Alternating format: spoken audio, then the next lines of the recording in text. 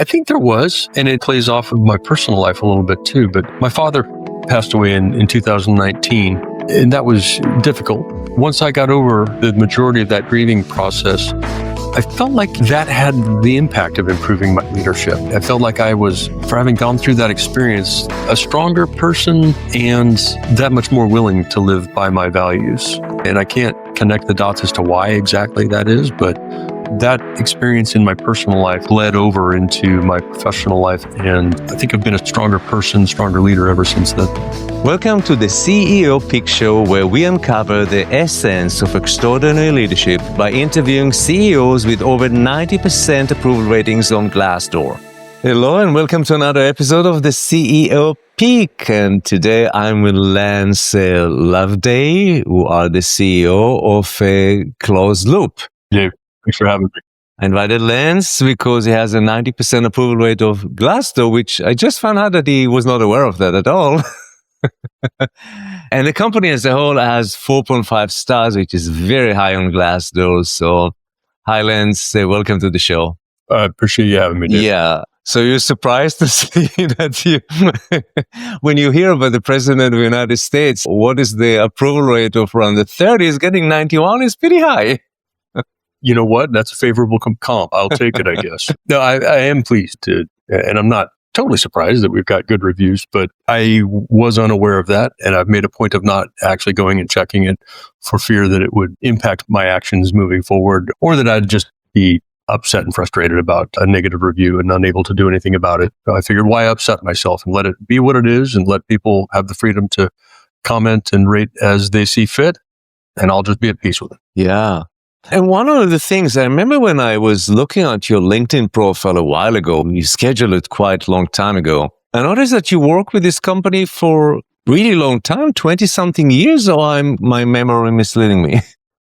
Yeah, that's right. I started the company 26 years ago now. And yeah, I've been the CEO and was fortunate to be the founder and moved from a sole proprietor to, managing a small business to now managing a company of over 50 people, and really enjoy that transition from being a practitioner to a leader to now hopefully a leader of leaders, and getting to appreciate that, yes, leadership really is a thing. I heard a lot early in my career about these executives that didn't seem to actually do anything. And I found that almost offensive, honestly, at the time, because I gauged my own self-worth on my productivity, my output, the work product itself. And I asked myself at the time, how valuable are these people really? And as I've matured, unsurprisingly, yes, I've learned that leadership actually is pretty critical. And I aspire to that now. I aspire to be that person who doesn't have to have the briefcase or the laptop with them all the time, but is leading via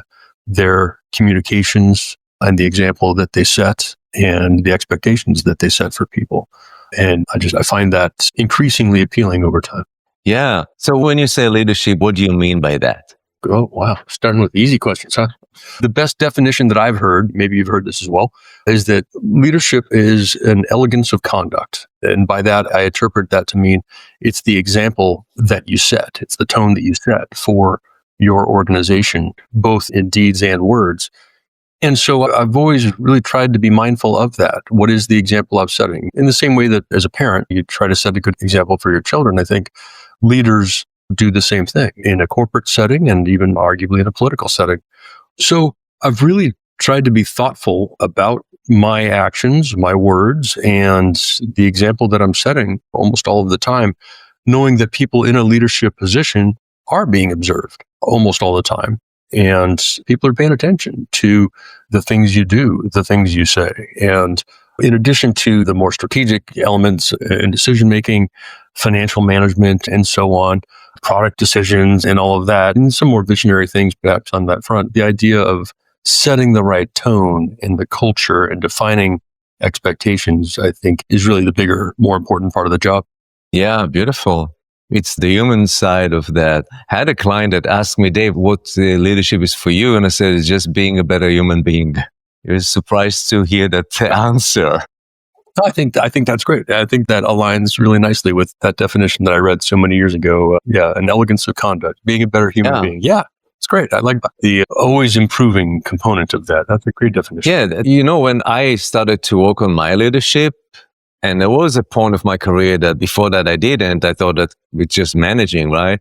I realized I become a better husband, a better dad, everything, my relationship improves. So I find that actually when I compared a lot to parenting, because I found a lot of correlation between the two, the way I lead at home, it is not like my kids are all grown up. I have 3 kids. It's just that conversation going deeper, deep relationship. This is how I see leadership. And I'm curious for you, since you have a kind of a perspective of 20 something years in a company that evolved from small to grow it to 50 employees. How did you learn to that? How do you evolve? How did you evolve your leadership and with the organization? How did you grow with that?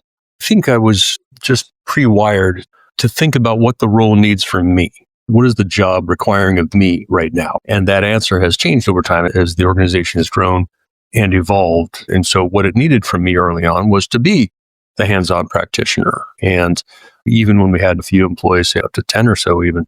And then what it needed from me was to be the sales champion and to help to start to build systems and processes for a while. And then once I had other people in managing those components, then what it needed from me was to define the culture and document that and set expectations clearly with people. And so I dove into all of those areas based on what the company needed from me. And I say self-educated, but I lean on a lot of other people and mentors and read a lot of books and listened to a lot of podcasts and really tried to figure things out. I say, like I said, on my own, but I'm standing on the shoulders of giants here and trying to learn from the best out there and the best that I always could.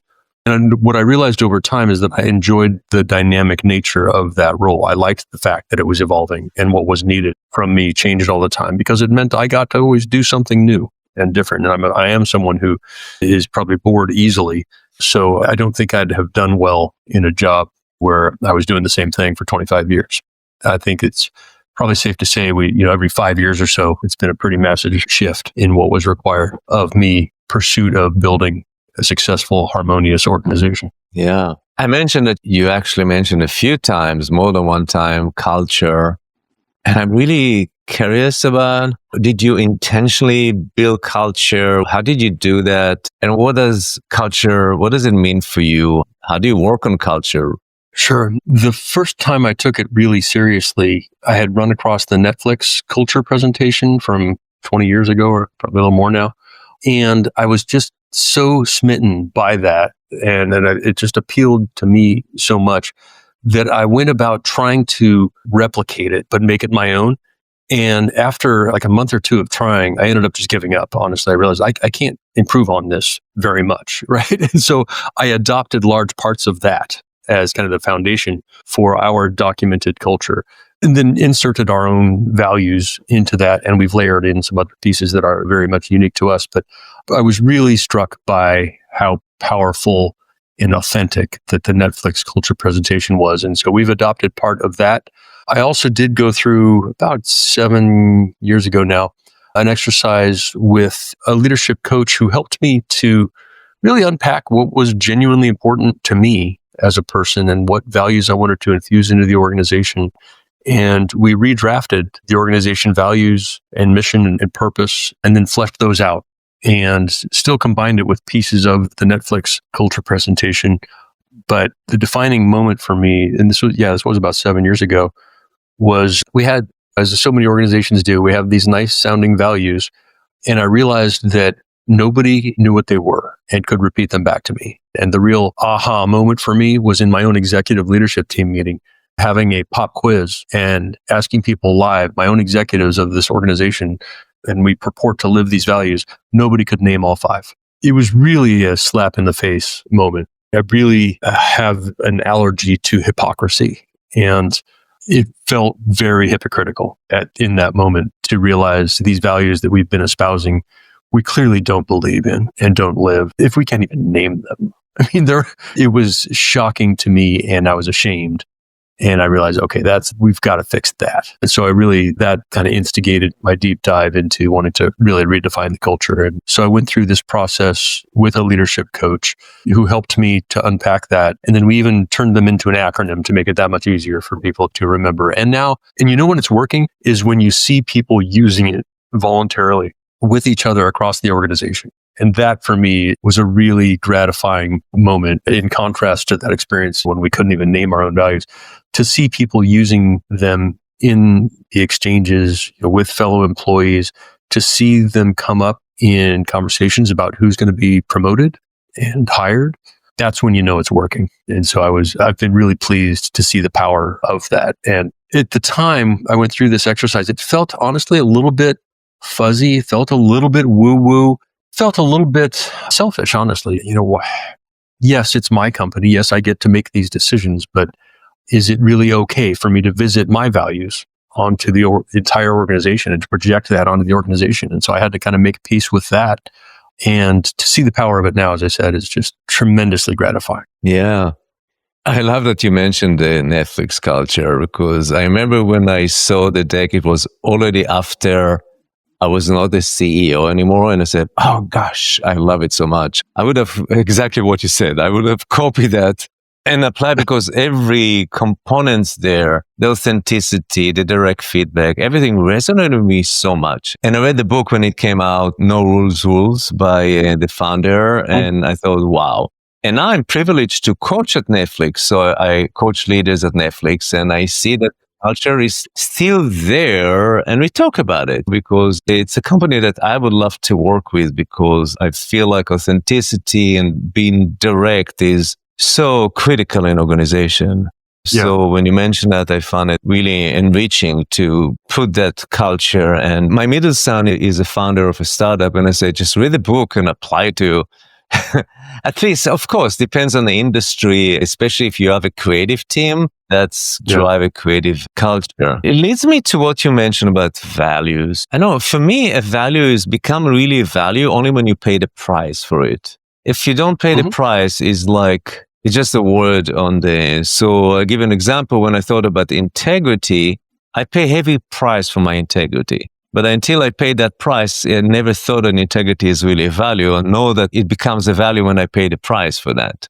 When I need to fire a high-performing sales leader that actually was not outside of the integrity, that was a very painful, that we pay a huge price for that. And I got a lot of resistance in organization for doing so just because of integrity, but that's the value. Yeah, I think that's a great way of saying it. And I can relate. One of our values is no assholes, which is arguably the most popular one, but it's we've paid the price for that, kind of along the lines of integrity as you're talking about. I have this other shorthand I use in conjunction with that, which is that we apply on the client side. You can either be incompetent or an asshole, right?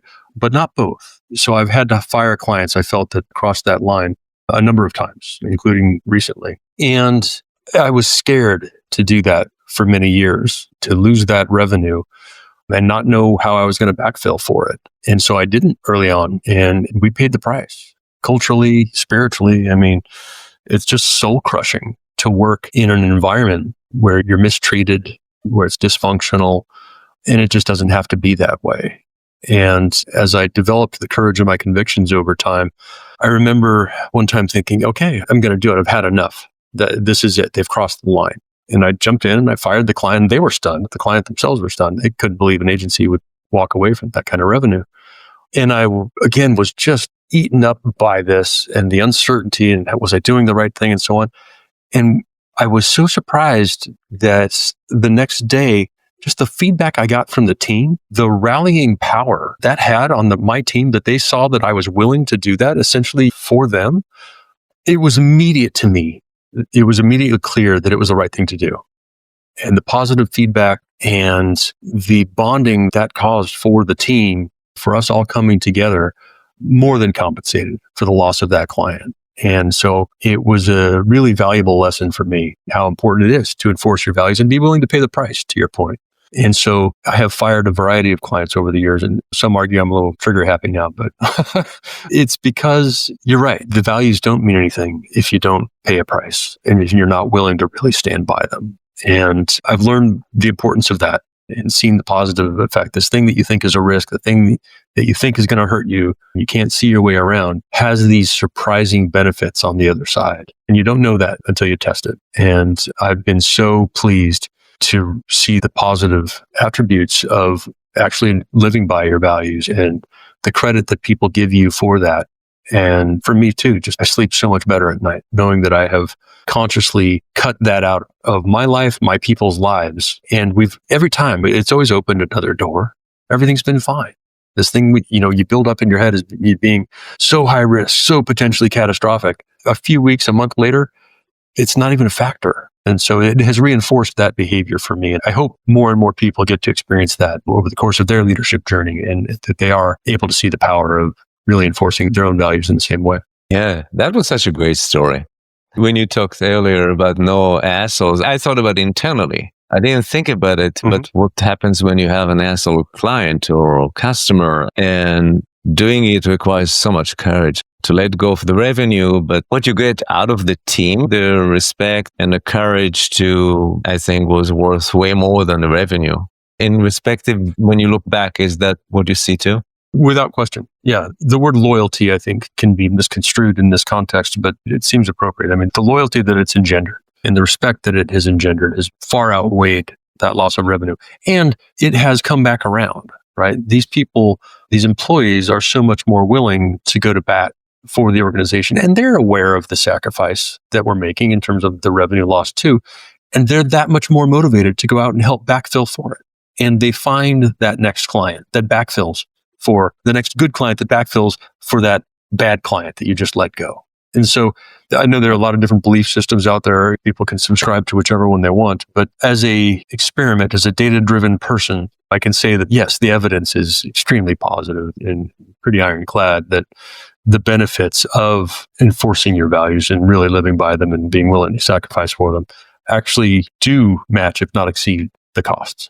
Yeah. Did you have any pivotal moment that your leadership shifted that you can say before that I was this and after that? Is there anything like that in your career? I think there was, and it plays off of my personal life a little bit too. But my father passed away in 2019, and that was difficult, as it is for those that have lost parents.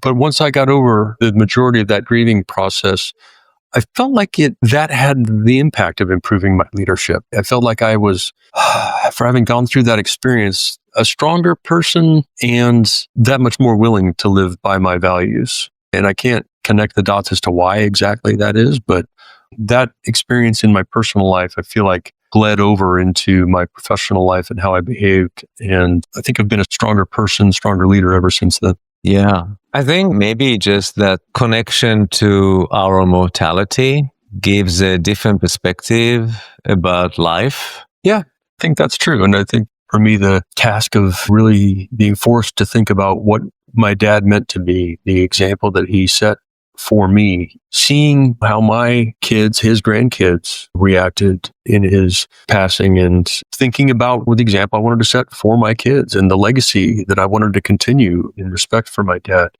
All of these things, I think, contribute to getting clarity on who you are as a person and increasing conviction in your own beliefs and values to the point that you are willing maybe to risk that much more for them. And yeah, getting in touch with your authentic self, I would like to think. So an unexpected journey for me, maybe an unexpected answer, but I felt like that was a step change for me in terms of my leadership. Yeah.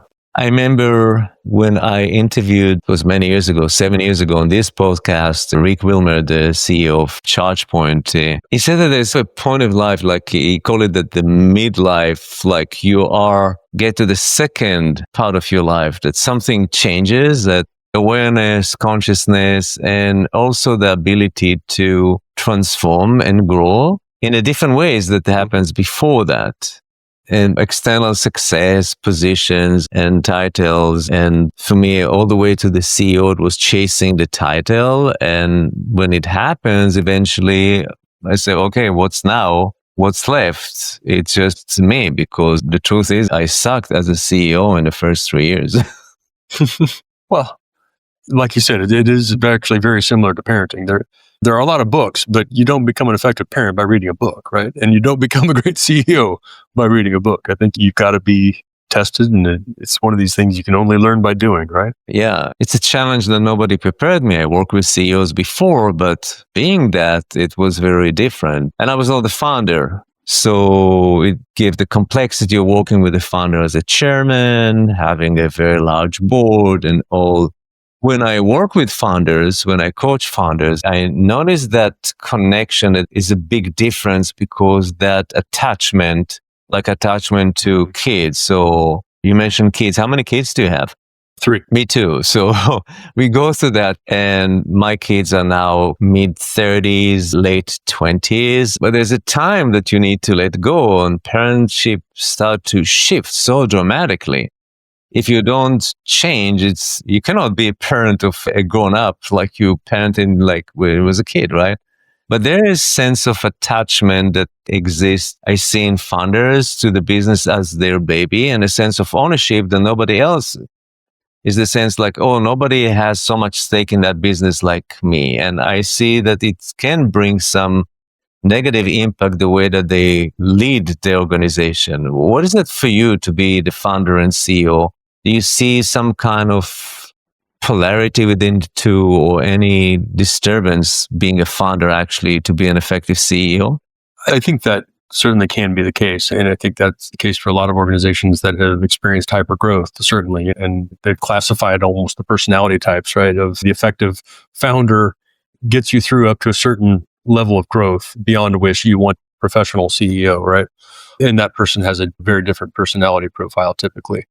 And I have been on guard for that. And I have entertained bringing in other people from the outside as CEO, because I really try not to operate with a lot of ego. And I'm trying to always ask, again, what does the organization require of me and require of the CEO in general?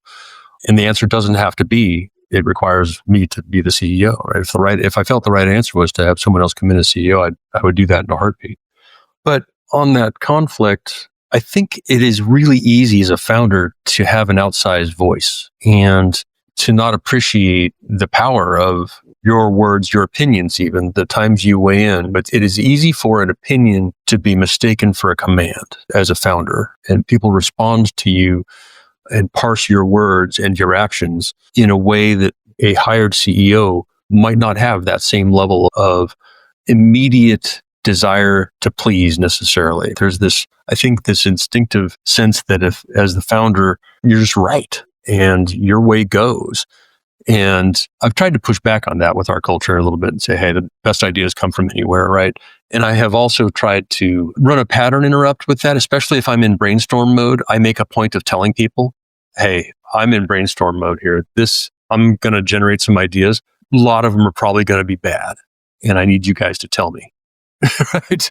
And so I say those words or the equivalent of those when I want the freedom to be able to just think expansively without consequence, and to ensure that no one is interpreting my thinking out loud process as direction. I think that's a real risk, is that you can be taken too literally, and people in their desire to please and seeing you as the founder and the visionary, in some cases, I think can be ready to execute on whatever it is that you come up with.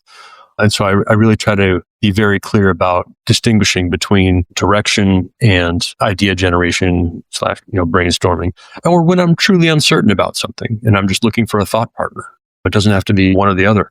So being more explicit and intentional with people about what mode I'm in at the moment, and then surfacing too when I am uncertain. I think there's this pressure to always have the answer to everything all the time. And I felt that a lot early on. And over time, I've realized, it's okay to let people know that you don't know. And not every decision has to be made immediately. It's okay to sit on it sometimes. It's okay to engage others in coming up with the solutions. Right. But the trick for you as a leader is to figure out how to unleash that power of the whole team, and such that you get the best thinking and best output from everyone on the team. It's not all on you. And that has been extremely liberating for me. And to create that culture amongst the leadership team and across the whole organization, such that we are really diligently trying to get to the best answer, regardless of who comes up with it, and seeking the best answer from all sources all the time. It's liberating for me as a leader. I think it is very liberating for the individuals on the team. And they get to feel like they're contributing that much more, as opposed to this monolithic, all-powerful leader who is the one coming up with all the answers. It's exhausting. I think it's inauthentic. You're inevitably going to be wrong a fair amount of the time. And that's going to build up resentment and dysfunction over time in the organization. I'd rather take the time to, if there are things I'm certain about, be certain about them and be decisive and move quickly. If there are things I absolutely am uncertain about, I will not hesitate to punt on it or delegate to somebody else or just leave open for a while. And then if are there elements in the middle where I feel like we need to just openly discuss and debate these things, I try to create the conditions for the healthiest, most open, most productive dialogue and debate possible so that we get to a good conclusion. And that's the basis of a lot of our executive meetings, is to try to hash through those types of issues as opposed to static and boring updates. Yeah, I love the notion of liberating. It's actually, there's a lot of freedom in not knowing, especially in the crazy AI-driven world that we live nowadays. Because I listened a while ago to Sam Altman, and he said that we actually don't understand completely what's going to happen next, because not everything is within our control, what AI will be next. And I see the whole ripple effect through not just one industry, almost every industry. There's no one industry that will be affected by the revolution that we are now. So I think that being in this unknowing that you mentioned is liberating, because it really a better fit to the complexity, and it enables us to see what emerges rather than actually fix something in our mind that this needs to happen. Yeah, well said. I think that's been part of my journey, and I think it's many people's leadership journey too, is this. There was a time when I was the subject matter expert in the space, and that time is long gone. I would be a fool to try to pretend otherwise now. My whole journey of building a business here has been to bring people into the organization who know this subject matter better than I do and do the job better than I did. And shame on me if I don't then listen to those people and lean on them for their subject matter expertise. But it means that I've had to let go of that and accept that I'm not the expert in it. And so if we have a more complex technical decision that has to be made, I need to let the more technical people make that decision, because I'm not equipped to. I'm not the right person to make that decision. And I need to have the humility to acknowledge that and to then delegate that decision to the appropriate person. But it is hard initially, especially if you have recently been in that seat and you still have some of that institutional or subject matter expertise. It is really difficult not to steamroll and to hold your tongue sometimes when you feel like you do know better or you know more than maybe you should in some cases. But I think that's really devastating to do that, to step on other people's toes. If you've hired them to do a job, I really fundamentally believe in letting them do that job. And yeah, you want to course correct if you see something really going down a bad path.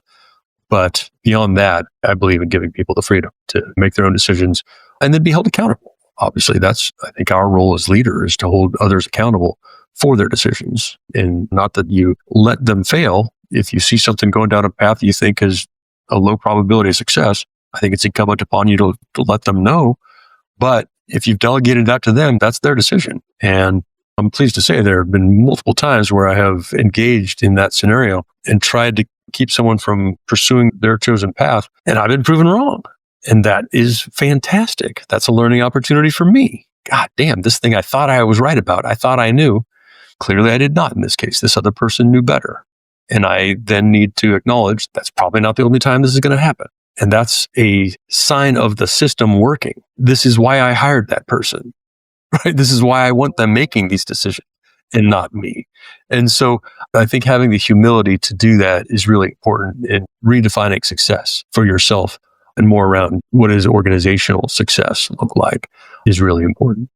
Yeah. And many people stuck in this. It's a developmental stage of domain expertise and never get out of that trap. And even when they grow into leadership in organizations, VP levels, and they are trying, and it's so embedded in them to be the person that knows everything, because this is like they spend like 30 years in that position of being the subject matter expert.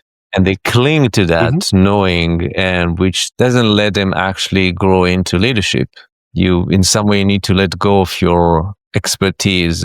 We have a study show that like 30% of leaders stuck in that, and they cannot overcome and get the freedom and liberating themselves from that stuckness. And some people will stay. If you're a surgeon, yeah, you're an expert and you continue to be an expert, but you don't lead a team. If you lead a team and now you lead a department in a hospital, then it's a challenge if you are now the only subject matter or the one that knows it all. Yeah, no question. Yeah. And you mentioned earlier that there is like intentional invite from people to speak out and sometimes prove you wrong. And it needs to give permission, because at the end of the day, people will see the CEO. And if it's a founder CEO, even I agree with you, it might be stronger to confront, because we have relationship with authority. Most of us are authority represented to us as kids, as our parents. And most parents, at least in our generation, didn't want to be challenged by their kids in no matter way, right?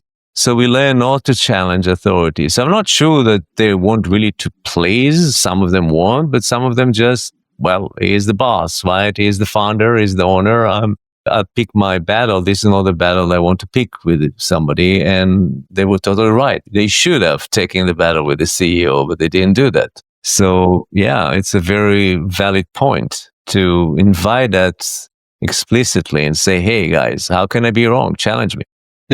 I try to do that. And then I really try not to, certainly you don't attack people or even the ideas. I try to focus on the thought process and the frameworks behind things. And so I had an incident recently where I really disagreed with what the team was saying about the path for this particular account. And the question was, do we leave this test running, even though we thought it was ill-advised to begin with, and we think it's a waste of money? And the team had come around to the consensus that we've already launched it. We should just leave it running. And I jumped down their throats a little bit and said, now, wait a minute. We have an opportunity to kill something that we thought was a bad idea to begin with. If it was a bad idea 2 weeks ago, what's changed such that we think it's a good idea now? Just the fact that we put the effort in, that's just a sunk cost fallacy. That doesn't mean we should continue it. We shouldn't continue to burn our clients' money on something we think is stupid. So if we think it's stupid, we owe it to that client to recommend to them that they kill it. So in that case, I'm not attacking the individual. I'm not attacking the idea. I'm focusing on the thought process and spotting an inconsistency in really, in their own logic in this case. And a lot of people kind of hung their heads and said, yeah, all right. But I think that's an example of, almost a tactical and real-time example for me of jumping in and saying, hey, you guys are kind of letting a fear of discomfort keep you from doing the right thing here. It's always the easiest thing to do to just stay the course. But this thing that you felt really strongly about 2 weeks ago being a bad idea, you're now willing to roll over on just because we've already invested a little bit of time and effort into it? Come on. Let's stay true to our convictions here. And let's manage our client's budget as if it were our own. If we shouldn't be throwing good money after bad, if we really believe that this is a poor use of funds, we should stop it. Beautiful. Lance, I enjoyed so much the conversation with you. Likewise. Yeah. Thanks, dude. I also just met, 50 minutes ago. I sense that your humbleness and you mentioned earlier ego and humility really came across through that conversation. I really appreciate it. How you show up. That's very kind. Yeah, and I'd love to see more of that quality in many other CEOs, that humbleness, and it really touched me. Well, it's very kind of you. And, I feel like we've known each other a very short time, but I feel like definitely have a kindred spirit in you. And I would like to see your brand of leadership reflected more across the board, because I really feel globally we've got a real leadership gap. And a lot of people don't appreciate that. But I think it's one of the bigger problems we have as a society is that we've got poor leadership in a lot of places where if we had better leadership, we could be doing a lot better as a society, and certainly in a lot of commercial enterprises. And it's been hard to watch, like a once great organization like a Hewlett Packard, where I worked for years in the 90s, to see what I have felt to be really questionable decisions about who got on the board, and then having those people make decisions on behalf of a once great company, and to see what has happened as a result. It just breaks my heart. But I trace it back to the leadership. because I know those employees are super talented. I've worked with many of them. I know the technology is fantastic. I know the capabilities are there. What's missing? What has caused this once great organization to fall? I think it's an absence of leadership. And it breaks my heart, as I said. And I see that pattern play out again and again. I see it across our clients in some cases, certainly see it in the political arena. And I would like to see that change over time. So I appreciate you for focusing on leadership. And I'd like to see your brand of leadership really spread throughout more and more organizations, and anything I can do to help make that happen, I'm on board, man. Thank you. Well, earlier I wanted to ask you, how do you want to close that? And it was such a beautiful closing, and see the societal impact and the ripple effect that all of us as leaders make and need to make even more, especially in such challenging time. So Lance, it was such an honor to have you on the show, and looking forward to being in touch with you in the future. Likewise. Thanks, Dave.